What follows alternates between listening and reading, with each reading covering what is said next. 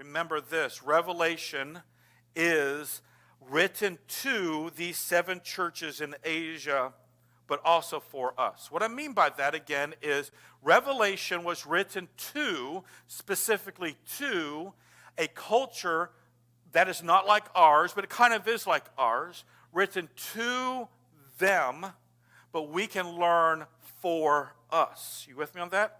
I think many times, especially with a prophecy like this, it's like, let's bottle up the prophecy and make it all about us. And we can't. Because this was specifically written to these 7 churches, but we can learn so much for us. And again, Revelation is a book of what? Prophecy.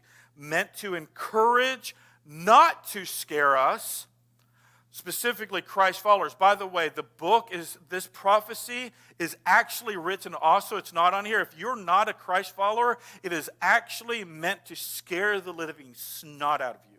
Okay? Wait till we talk about the trumpets in a couple weeks. It's meant to scare you, to bring you to a place of repentance. But in this case, for Christ followers, to stay faithful in continual what? To continue what? Continue what? Worship. All right, make sure you're with us. To the one true sovereign God, leading them to what? Repentance. Us too, for repentance. And preparation for Jesus Christ's soon return. Because would you agree that Jesus Christ is going to return sooner than he was when? Yesterday. Okay. So Revelation this is very important. If you disagree with this, that's fine.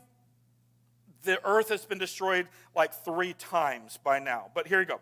Revelation is not a chronological timeline, but a window into heaven and the effects heaven has on earth.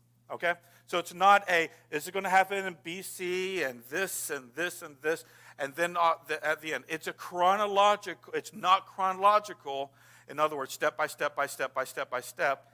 And we see that especially proof with this whole dragon and Mary and the baby Jesus in a couple chapters later on. But what happens in heaven, we're going to have a glimpse of what's happening in heaven, affects what happens where? On earth. So this is why we have to get our head out of the earthly perspective and always into the heavenly perspective. And I'm going to say this again. Every time we look at heaven, there's something that results on earth. And then we see what results on earth and how it not affects heaven even, but with the results of what happened in heaven. So I mean all that with preface to say, ladies and gentlemen, it's going to repeat itself. But when it repeats itself, we need to be encouraged. And not one of these, we've already heard that.